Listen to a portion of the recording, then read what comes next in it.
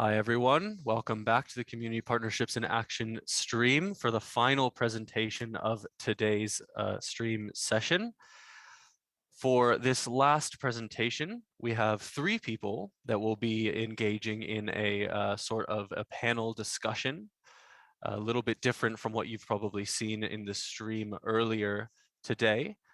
We're here with James Link from Landcare Australia, Donna O'Neill from KPMG, and Lina Cabai, I hope I did not butcher that last name, from Country Road. So thank you all for being here. Welcome. And I really look forward to hearing what you have to say about the well-being benefits of Landcare and engaging urban customers in biodiversity enhancement projects on farms. Thanks, Alexi. It's great to be here, and thanks to everyone for tuning in to the Landcare conference today.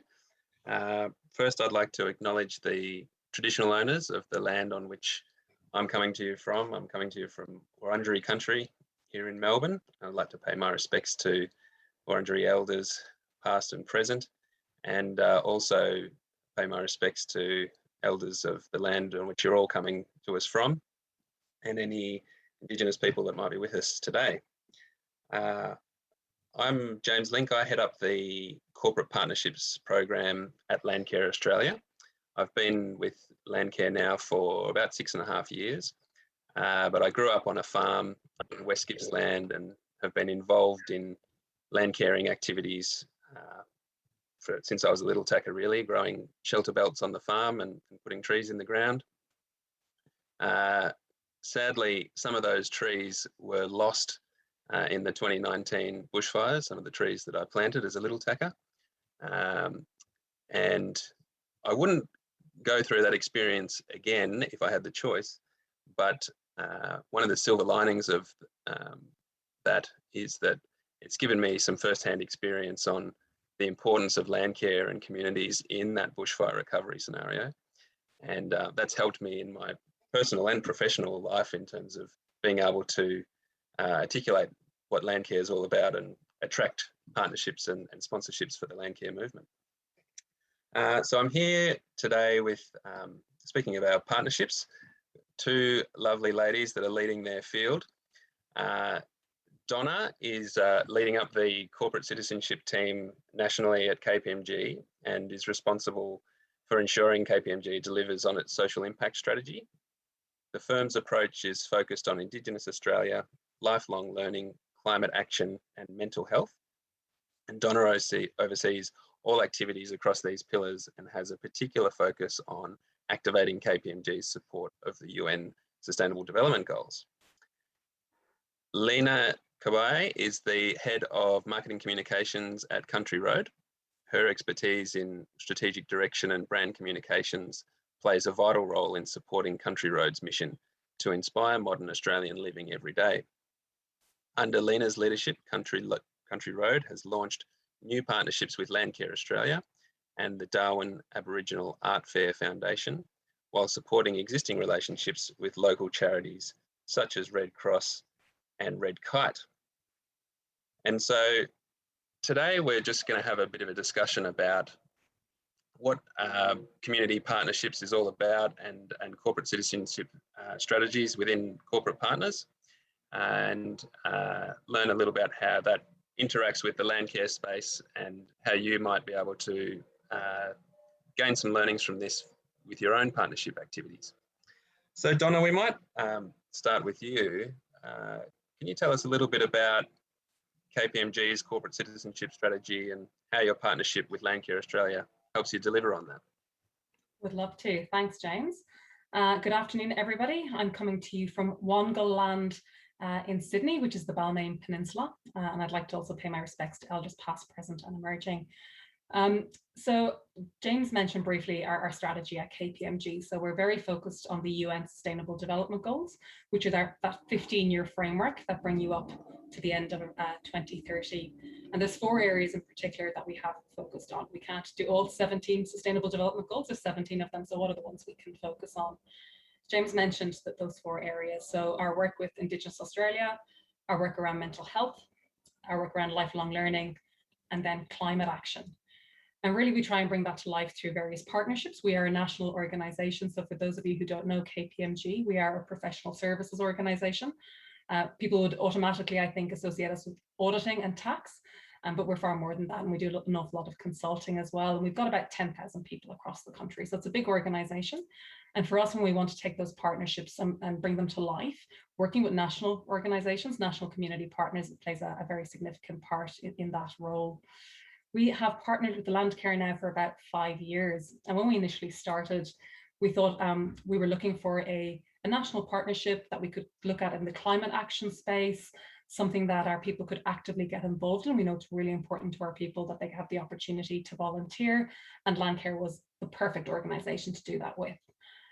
What we've learned over time is that Landcare is so much more than climate action and conservation and just volunteering as well. So what we found over the last 5 years is Landcare actually links with all 4 of our pillars. It is about Indigenous Australia, it is about lifelong learning, and it absolutely is around mental health, and that we can speak to later regarding a pro bono report we came out recently with. So our relationship with Landcare has evolved over time. It's gone from a volunteering climate action relationship through a whole of corporate citizenship strategy approach that is so much more than just volunteering our time, but very much about using our skills and our consulting experience as well. So something that very much resonates with our people and something that we look forward to growing as well. Great, thanks, Donna. I look forward to delving into some of those areas in a bit more detail in just a second. But I might bring Lina in at this point and explain that we've been working with Country Road on the biodiversity project since it was launched in October 2020. And for those that don't know, the biodiversity project is all about working with Australian cotton farmers to improve biodiversity in cotton growing regions of Australia, to increase habitat for local wildlife and beneficial insects, reduce erosion, improve water quality and sequester carbon. So Lina, can you tell us about how this project links back to Country Road's approach to community partnerships? Yeah, sure. Well, I guess, community partnerships for us really feeds into our brand vision. Our brand vision is very much about being a world-leading, responsible lifestyle brand. And that's quite a big vision, I would say, for a retailer. And so I guess in order for us to never lose sight of where we're headed, we sort of, have 4 key pillars that we work towards. So it's centred around our design, our people, our experience, and then our world. And our world is the key pillar, I would say, where the partnerships really falls into. And it's all about making, I guess, a huge commitment to making a positive impact from a social and an environmental perspective, but then also working with organisations that help us get there. Within it, I guess, there are key goals that we sort of strive towards when we're looking at our approach to community partnerships. And that's looking at things like, striving to, I guess, ensure that every resource we use comes from partners that are actually using sustainable practices. It really comes down to ethical trade and transparency from our production and supply chains through to waste management, as well as protecting our natural resources. And then, of course, there's also the fact that we want to be a real active member of our local communities as well, and making sure that we really work together to support those organisations and obviously protect our land. I would say our community partnerships have been probably a bigger part of our business since our MD, Elle Roseby's been at the helm. So she's now been with Country Road for about 3 years. And as a result, we've really geared our partnerships towards a certain area, or certain areas, I should say. And some of those areas is certainly around transparency. It has to be around circular fashion, given the environment that we work in. It's around biodiversity, but it's also around diversity and inclusion as well. And it's also around us, I guess, really supporting Australian communities that we know our customers are also, really concerned about and want to protect as well. And some of those communities are our First Nations people, but they're equally also about our Australian farmers. And I would say that I guess our relationship with Australian farmers and our partnership centred around that as well probably stems back from, and it's pretty early days as well, like our first partnership with Oratane, who I'm not sure if everyone's familiar with, but back into 2019, I think it was, we were the first Australian fashion retailer to partner with Oratane to scientifically trace the origins of our fibres. So we're talking about now having verified, Australian wool and cotton programs that enable us to not only trace our fibres back to farms, but also trace it back to farms with higher animal welfare standards as well. For us, it's not about ticking the box. It's about, ticking the box to say, yes, we have now validated a claim on our product. It's actually also about transparency and traceability. And we sort of saw the Oratane partnership as the building block to help us get there.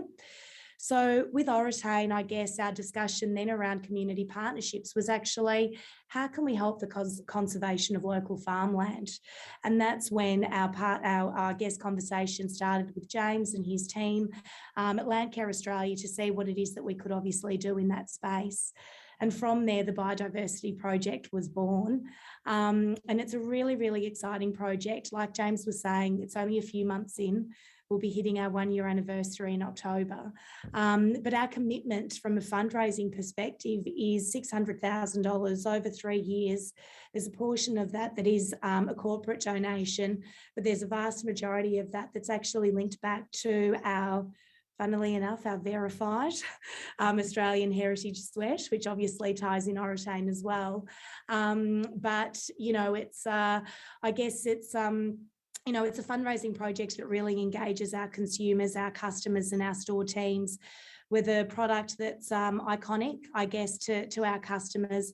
But more broadly, it's really about working really closely with our farmers to revegetate and rebuild habitat for threatened species. Because, when we look at our research, both through Landcare, but also through the customer lens as well, biodiversity loss and climate are arguably some of the most important factors that they see as something that we, need to be taking into consideration. And I guess, as a fashion retailer, we now don't only see ourselves as selling clothes, we see ourselves as more than that. And that's why the community partnerships is, I guess, such an important part of our strategy. Thanks, Lina. That's really insightful. And I guess it comes back to hearing you talk about how important this is for your business. It comes back to something that we've been on a bit of a journey at Landcare Australia in our corporate partnerships program. In 2018, I got up at the national conference in Brisbane and did a presentation on where we'd gone and where we'd come from on our corporate partnerships. And we'd really done a bit of soul searching and learning on the importance of understanding corporate partners' objectives and looking to not just go in and try and seek partnership funding and saying, oh, here's all the wonderful things that Landcare can achieve. You should fund this project, please.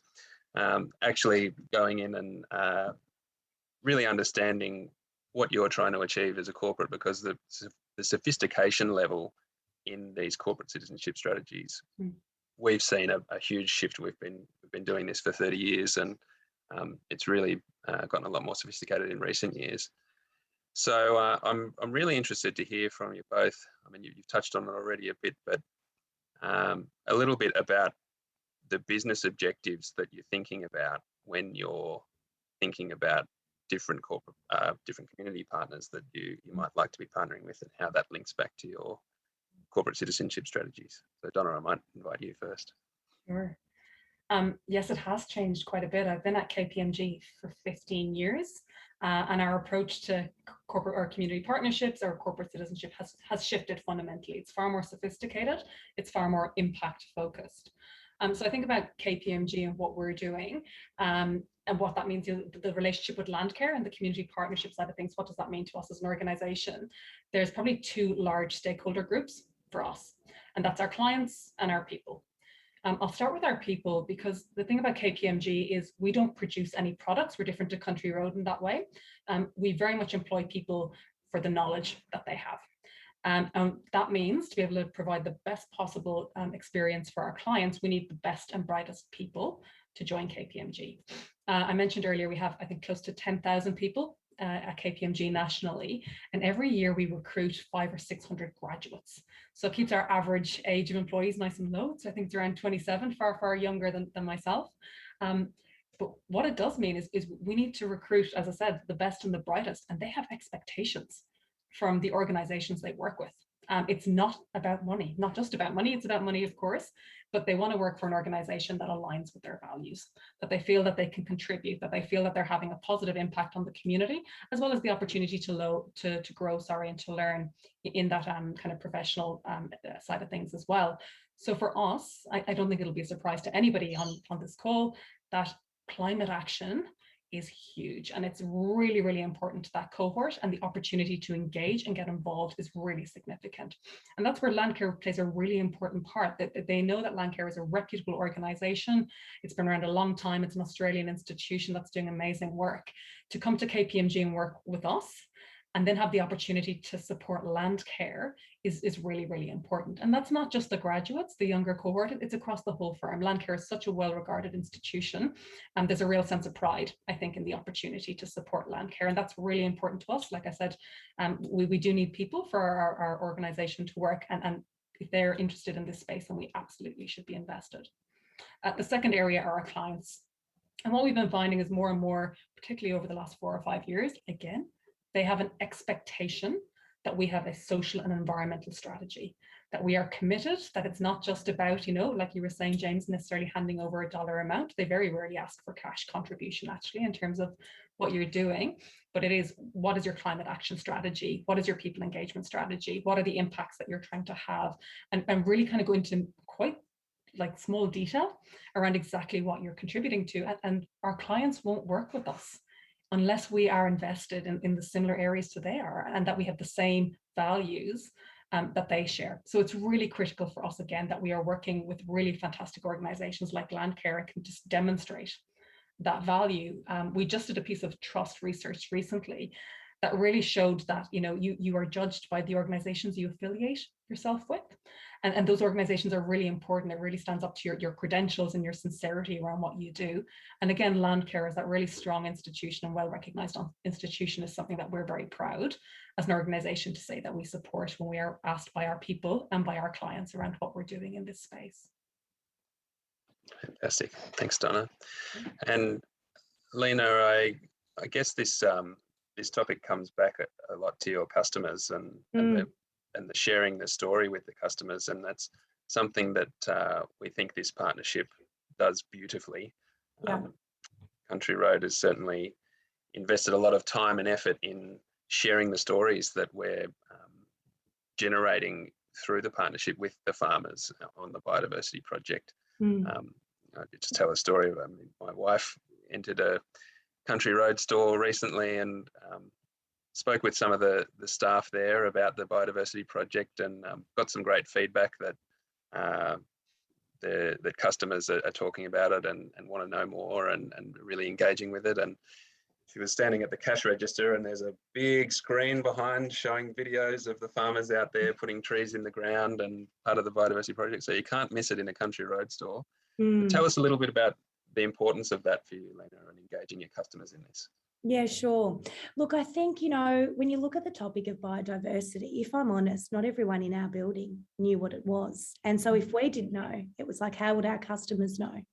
We obviously know that our customers place a lot of importance on Australian materials. I would have to say, since COVID, local manufacturing has definitely become a huge part of their, expectation of us.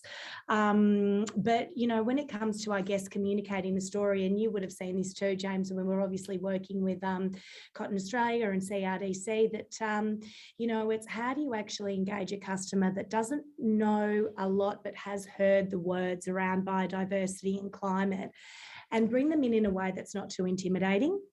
And so I guess for us, we do have an always-on approach, because in order to keep educating our customers and educating ourselves as a team and learning along the way, because, this is an area that's new to us, but it's a long-lasting partnership that is very considered in its approach as well.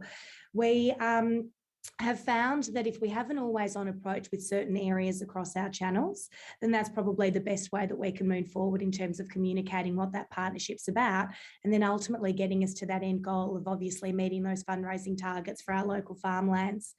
And so you've obviously touched on the creative campaign. Where we can, we always push our creative team to try and weave in, aspects of what we do in that regard. But, we have in-store signage that is always on, that talks about our partnership with Landcare. What does the biodiversity project actually do? What does it mean when you buy that heritage sweat? And when you do buy it, say in an email sense, because especially from an online audit perspective, what we then do is actually send a trigger email to then, for all those customers that buy that sweat, then follow it up with an email to actually remind our customers that a proportion of that sale has actually gone to the biodiversity project. This is the impact that we would like to have. This is obviously the targets that we're obviously aiming for. So that always on messaging and that constant pulsing out of that storytelling is so, so important to us and our customer. And then it's also, how do we get around the topic of biodiversity beyond the product? And so this is where we use other channels such as our Live With Us online journal, where recently we spoke to the faces of Landcare on why biodiversity matters. Next month, we're looking at how you can create biodiversity in your backyard through an eco-journalist that actually writes for Peppermint magazine. So we're constantly brainstorming to try and think of ways of how we can get it front and centre. But I think the most recent thing, and I hope you experienced this as well when you were in our store, James, is we actually put out to all of our store teams across the country for people to actually put their hand up if they wanted to be an Our World champion. So earlier on, I was talking about Our World being a pillar. And this was around asking our team members to literally apply to see why it is that they should be chosen to be an ambassador in store. And, we've now chosen our world champions across the country, and we now meet with them regularly to keep them constantly involved in what we're doing, what's to come, and how our projects are developing. And we're hoping that because, they are our front-facing teams, I guess, on the ground, that in time as they become more knowledgeable, our customers will do as well. Fantastic. Thanks, Lina. I think we're probably... Alexi's going to come in and ask us some questions, but we've run out of time to talk too much about the KPMG Wellbeing report. Other than to say, I've been to a number of the sessions this morning, and almost every speaker is mentioning the report, which is testament to the value of that for the Landcare community. Straight after this, there is a wellbeing panel, and I know that it will be raised again in that session. So I'd certainly encourage people to check that out. It's on the Landcare Australia website. You can download that. And thanks very much, Donna, for your support. No, we were delighted to work with you guys on that. Thank you. I think I might be able to help out here. Now, I don't think this expression is very Landcare-esque, but I think we can do two birds in one stone here, which is me filtering through a couple of questions, and I'll just ask one for each of you that we've had come through. And we'll start with Donna and segue into maybe a little bit more of a discussion about that report. Now, Renee asks, for KPMG, other than volunteering, can you share a bit more detail on other types of skills and work that KPMG is doing to contribute to Landcare? Thank you, Renee. What a beautiful question. Thank you. And this is exactly, I guess, where the report comes in. So what we found over the last 12 months, of course, is that our face-to-face volunteering opportunities have declined because of COVID. So we just haven't been able to volunteer in the same volume that we used to. And certainly that was something we used to do with Landcare. But what's beautiful with Landcare is we've built such a strong relationship that when we were talking just over a year ago, what else can we do? There was this piece of work that Landcare were looking to pull together. And it's something I think anybody involved in Landcare already knows. The mental health benefits of being out there on country, working with other people, volunteering are immense. But I guess there just wasn't anything in writing. There was no research to prove that. And we were like, that is absolutely amazing. That speaks completely to our skill set. And we had our human rights consulting team and our economics team working on it, with people literally, I think, fighting each other to try and get on this piece of work. It was about a $400,000 piece of pro bono work. So for us, it was a substantial piece of pro bono work. But I think the outcomes really speak to exactly how powerful Landcare is. And it's not just a conservation organization or an environmental organization. The impact it has on the people that work with it is so much more. And we want to do more of those reports. So we're hoping that's the first of many, where we can contribute our skills, where it's required by Landcare, as well as continuing to volunteer in person. Excellent. Thank you for that. I will now move to a question for Lina. And Lina, one question that you've been asked from Graham is, how does Country Road formalize that their suppliers are doing the right thing in regards to sustainability and biodiversity? Sure. Thanks, Graham.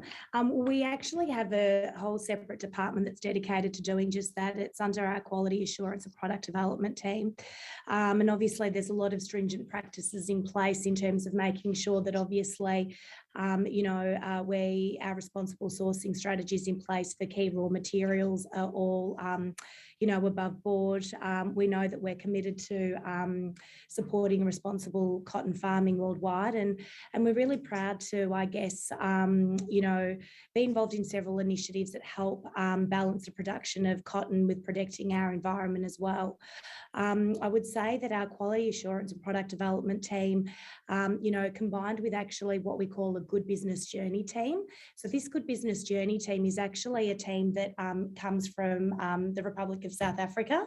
We are obviously owned by Woolworths there. And we have got quite a few, I would say, key processes in place to make sure that every supplier that we work with follows due diligence and protocols that actually tick a wide range of criteria that come out of our good business journey team before they're then filtered down into our ethical sourcing team from an in-brand level. And by in-brand, I'm talking Country Road specifically. We also have now just recently invested in what we coin as a community and impact manager as well, that also, not only looks at our supply chain, but make sure that they're also from, abiding to things like the right rules and regulations around, modern slavery and making sure that, they're also doing the right thing within their own factories too. And that's something that gets audited constantly and all the time. That's something that we are ever evolving in. It's a learning process. There's been challenges, as you can imagine, along the way. But again, it goes back to, that our world pillar around traceability and transparency, and having a real dedicated focus into making sure that our supply chain is doing the right thing at every point as much as possible. Great response. Thank you for that, Lina. Now, final question, and I'll just ask this one to James. James, we've had a question come through which asks, protecting biodiversity needs to be done at a local level with local landowners, local landcare groups and networks. How does Landcare Australia filter the corporate partnership to the local level? That's a great question. Landcare Australia's reason for being and our mission is really to support local landcare groups on the ground and networks, and we strive very hard to do that through our corporate partnerships program in terms of providing funding and knowledge sharing activities like this conference. In terms of how we choose particular projects to work on with our corporate partners, it really does depend on the nature of the relationship. In some circumstances, we have an open call for funding if there's enough dollars in the pool and enough of a geographic footprint to go for an open call for applications. So a good example of that would be the Gallagher electric fencing grants that we've recently run, where we put a call out Australia-wide and said, we've got these grants available, send us in your applications. We'll mark those and through a rigorous assessment criteria, and then we will choose the best projects and fund those. In other circumstances, there is a very specific need to work in a specific area. For example, with Country Road, we have there are particular regions in Australia that are growing cotton, and if we're looking to enhance biodiversity in cotton growing regions of Australia, we need to look more local. And we also have specific criteria around wanting to, with the Country Road project, we're working with CRDC and the cotton industry around some biodiversity mapping work that the cotton industry has done about where the important biodiversity areas are and where are the best places to enhance that biodiversity. And so we have pretty strategic maps, and then we've worked with local farmers in that area and invited them to apply for funding under this program and developed up projects. So it can be very specific or it can be very broad. And there's other mechanisms in between as well. But if there are Landcare groups that are interested in receiving funding through any of our corporate partnerships, we recommend you get in touch with our grants team. There's an online form on our website where you can put in your project ideas, and the more we know about your projects and things that you want to do, the more equipped we are when we are talking with our corporate partners about particular projects that need funding. We can put your projects up. Thank you for that, James. And thank you to all three of you for today. It's been an interesting discussion. I'm so happy I could be a fly on the wall for it all. It's been a pleasure to have the three of you and also all of the viewers throughout the entirety of this session. So thank you very much. Thanks, Alexi. Thank you. Bye, everyone. All right, everyone. And that concludes our Community Partnerships in Action stream for today. Make sure you jump back on tomorrow to catch some more amazing content coming to you from all around Australia. And hopefully we will see you then. For now, we're jumping back into plenary. Please feel free to join the panel discussion on mental health in roughly about 10 minutes. Hopefully see you there.